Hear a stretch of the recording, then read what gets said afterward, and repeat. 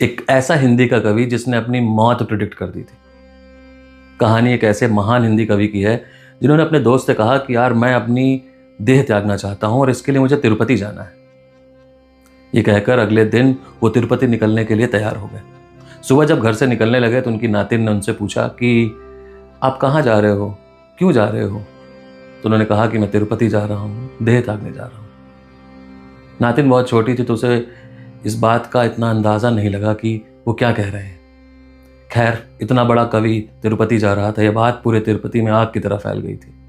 वहाँ loud speaker लग गए कि उनकी कविताओं को सुना जाएगा। भाषा अलग होने के बावजूद भी एक कलाकार इतना बड़ा होता है कि उसकी कला हर जगह पहुंच जाती है।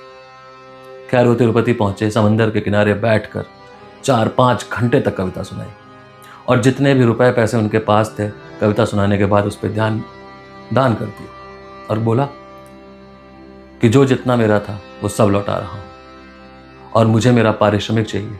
हिंदी के इतने बड़े कवि ने तुम्हें कविता सुनाई है, मुझे मेरा पारिश्रमिक दो। और वो पारिश्रमिक थी उनकी मौत।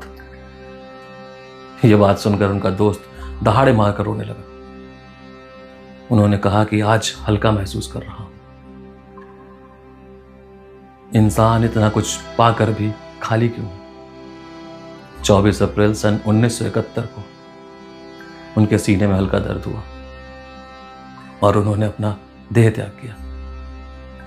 हिंदी के एक महान कवि हम सबको छोड़कर चले गए और उन्होंने जो कविता का पाठ किया था वो कविता थी, जब नाश मनुज पर छाता है पहले विवेक मर जाता है। हरि ने भीषण हुंकार किया, अपना स्वरूप विस्तार किया।